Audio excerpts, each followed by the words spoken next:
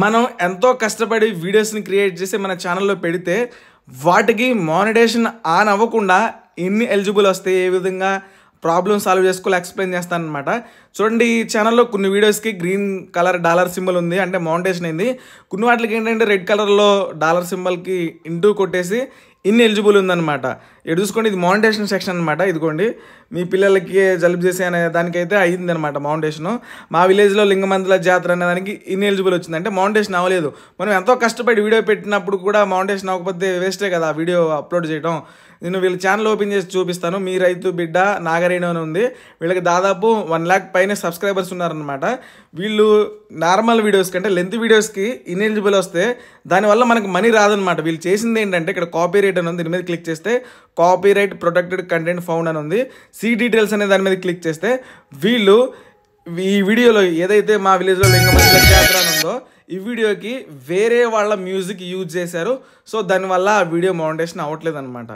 ఇక్కడ చూసుకోండి, video cannot be monetization, the content ID claims on your video doesn't affect your channel, this is not a copyright strike. Copyright strike అయితే కాదు, కానీ దీనివల్ల మన ఛానల్కి కూడా ఎలాంటి ప్రాబ్లం అవ్వదని ఉంది. విజిబిలిటీ అందరికీ కనపడిద్ది వీడియో కూడా, కానీ మానిటైజేషన్లోకి వెళ్తే మానిటైజేషన్ అవ్వదన్నమాట. అంటే గ్రీన్ కలర్ డాలర్ సింబల్ రాదు, దీని ద్వారా మనం ఎలాంటి డబ్బులు సంపాదించలేము. ఇప్పుడు దీన్ని మనం తీసేయాలంటే మన ఛానల్కి, అంటే ఈ కాపీరైట్ని తీసేసి మళ్ళీ మనకి డబ్బులు వచ్చేలాగా చేయాలంటే ఏం చేయాలంటే, ఇదిగోండి గొల్లగట్టు జాతర అని ఉంది కదా, ఈ సాంగ్ అనేది వీళ్ళు యూజ్ చేశారు అని చెప్పేసి, అంటే ఇది వీళ్ళ ఛానల్, ఇది వీళ్ళదే కాదు ఈ సాంగ్, వేరే వాళ్ళ ఛానల్లో ఉన్న సాంగ్ని వీళ్ళు డౌన్లోడ్ చేసి పెట్టారు. Video cannot be monetization, ad revenue pay to copyright owner అనమాట. అంటే ఎవరైతే ఉన్నారో ఈ సరిగమ ఫ్లోక్స్ అని ఉంది కదా, ఆ ఛానల్లో ఉన్న సాంగ్ని వీళ్ళు డౌన్లోడ్ చేసుకొని ఈ మీ రైతు బిడ్డ నాగరేణు అనే ఛానల్లో అప్లోడ్ చేసుకున్నారనమాట వాళ్ళ వీడియోకి. వీడియో వీళ్ళదే, సాంగ్ మాత్రం సరిగమ ఫ్లోక్స్ అనే వేరే ఛానల్ నుంచి తీసుకొచ్చారు. సో మీరు కూడా అంతే, వేరే వాళ్ళ మ్యూజిక్ వాడితే దాని ద్వారా మీరు డబ్బులు సంపాదించలేరు. మీ ఎంత కష్టపడి మనం కష్టపడి వీడియో పెట్టినా సరే దానివల్ల మనీ రానప్పుడు వేస్టే కదా. సో ఇప్పుడు ఏం చేసుకోవాలంటే, వేరే వాళ్ళ సాంగ్ యూజ్ చేసాం కాబట్టి ఆ సాంగ్ని తీసేయాలి. ఇక్కడ సెలెక్ట్ యాక్షన్ అని ఉంది కదా, సెలెక్ట్ యాక్షన్ అనే దాని మీద క్లిక్ చేద్దాం. సెలెక్ట్ యాక్షన్ అనే దాని మీద క్లిక్ చేస్తే ఏమవుతుందంటే మనకి కొన్ని మల్టిపుల్ ఆప్షన్ వస్తాయి అనమాట. అంటే రీప్లేస్ సాంగ్ అనమాట.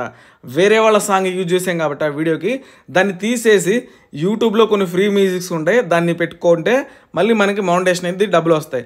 లేదు మ్యూట్ సాంగ్ అనమాట, ఏదైతే వేరే వాళ్ళ సాంగ్ ఉందో దాన్ని మ్యూట్ చేసుకోవచ్చు. వీడియో మాత్రమే ఉంటుంది, ఆడియో ఉండదు. సో దానివల్ల కూడా మనం మానిటైజేషన్ అయితే ఆన్ చేసుకోవచ్చు. డిస్ప్యూట్ అనమాట, ఎందుకంటే సాంగ్ కూడా నాదే, సో అయినా సరే వేరే వాళ్ళు నాకు ఇట్లా కాపీరైట్ వేశారని చెప్పేసి డిస్ప్యూట్ అంటే కంప్లైంట్ ఇవ్వచ్చు. సో ఆ సాంగ్ మీది కాదు కాబట్టి మీరు ఇట్లా డిస్ప్యూట్ కొడితే దానికి నార్మల్ స్ట్రైక్ వస్తుంది, అప్పుడు ఆ వీడియో డిలీట్ అయిపోద్ది అనమాట. గుర్తుపెట్టుకోండి, నేనేం చేస్తున్నానంటే ఇప్పుడు రీప్లేస్ సాంగ్ అని కొడుతున్నాను. మ్యూట్ పెడితే బాగోదు కాబట్టి ఆ వీడియోకి రీప్లేస్ సాంగ్ అని కొడుతున్నాను. రీప్లేస్ సాంగ్ కొడితే ఏమవుతుందంటే సాంగ్ ఇప్పుడు వరకు ఏదైతే సాంగ్ ఉందో వేరే వాళ్ళది అది పోయి మనం పెట్టిన మ్యూజిక్ అయితే వస్తుంది అనమాట. కంటిన్యూ అనే బటన్ మీద క్లిక్ చేసుకోవాలి, రీప్లేస్ సాంగ్ పెట్టేసి. దీన్ని కాపీరైట్ క్లైమ్ కూడా అంటారు, గుర్తుపెట్టుకోండి. దీని అసలు ఇదిగోండి, ఎస్పీ నాయక్ గొల్ల జాతర అనే సాంగ్ని వీళ్ళు యూజ్ చేసుకున్నారనమాట. మీ రైతు బిడ్డ నాగరేణు అనేది వాళ్ళు, కానీ ఆ ఛానల్ వేరే వాళ్ళది, ఆ సాంగ్ వేరే వాళ్ళదనమాట. సో ఇప్పుడు ఏంటంటే ఇక్కడ మ్యూజిక్స్ ఉన్నాయి కదా, మీకు ఏ మ్యూజిక్ కావాలంటే ఆ మ్యూజిక్ ఇక్కడ ప్లే చేసుకుని వినొచ్చు అనమాట. విన్న తర్వాత యాడ్ అనే బటన్ మీద క్లిక్ చేసి పైన సేవ్ కొట్టాలి.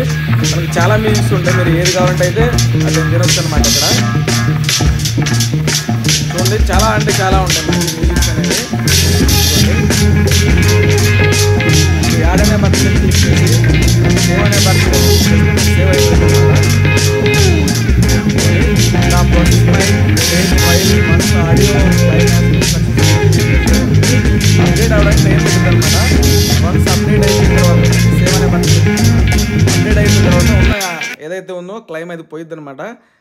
చూడండి, నేను ఒకసారి కొట్టాను అనమాట. వీడియో ఎడిటింగ్ ఈజ్ ప్రోగ్రెస్లో ఉంది, అంటే ప్రోగ్రెస్ అవుతుందన్నమాట. టైం పట్టింది. టైం పట్టిన తర్వాత ఏంటంటే మనకి ఇన్ని ఎలిజిబుల్ పోయి మళ్ళీ మానిటైజేషన్ ఆన్ చేసుకుంటే వస్తుంది అనమాట. ఏం లేదు, వేరే వాళ్ళ సాంగ్ యూజ్ చేసాం కాబట్టి మనకి ఆ వీడియో నుండి ఎలాంటి మనీ రాదు. ఒరిజినల్ ఆ వీడియో ఎవరి ఛానల్లో అయితే ఉందో, అంటే వేరే వాళ్ళది మనం యూజ్ చేసాం కాబట్టి ఆ ఛానల్ వాళ్ళకి డబ్బులు వెళ్ళిపోతాయి, మనకైతే రావు అనమాట. దీన్ని కాపీరైట్ క్లెయిమ్ అంటారు, లేకపోతే కాపీరైట్ ఐడి క్లెయిమ్ అంటారు, ఏదన్నా ఒకటే అనమాట. చూడండి, నేను కంటెంట్ అనే దాంట్లోకి వచ్చేసాను.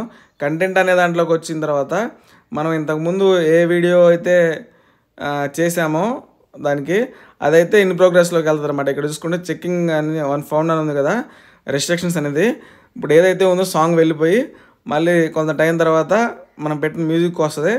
అక్కడ మానిటైజేషన్లో గ్రీన్ సింబల్ కూడా మనకి పోయి వస్తుంది అనమాట. ఇక్కడ చూసుకుంటే మళ్ళీ క్లిక్ చేశాను, వీడియో ఇంకా ప్రోగ్రెస్లోనే ఉంది. 1 or 2 minutes పట్టిద్ది అనమాట నెట్ స్పీడ్ బట్టి.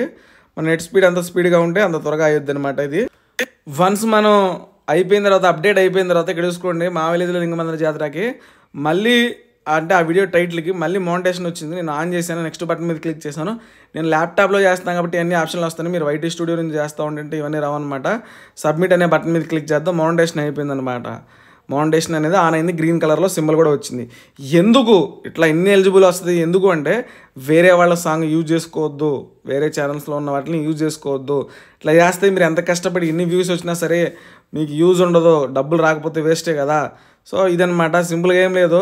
మీకు కూడా ఎలాంటివి ఏమైనా వస్తే కాపీరైట్ అని ఉంటుంది అనమాట రెస్ట్రిక్షన్స్లో. దాని మీద క్లిక్ చేసి సీ డీటెయిల్స్ అనే దాని మీద క్లిక్ చేస్తే మనకి ఇక్కడ చూపిస్తుంది మన ఛానల్కి ఏమైనా ఎఫెక్ట్ ఉందా లేదా, పబ్లిక్లో కానీ విజిబిలిటీలో పబ్లిక్లోకి ఉందా లేదా, మనం ఎవరు సాంగ్ యూజ్ చేసుకున్నాం ఏంటి అని చెప్పేసి ఇక్కడ ఉంటుంది అనమాట.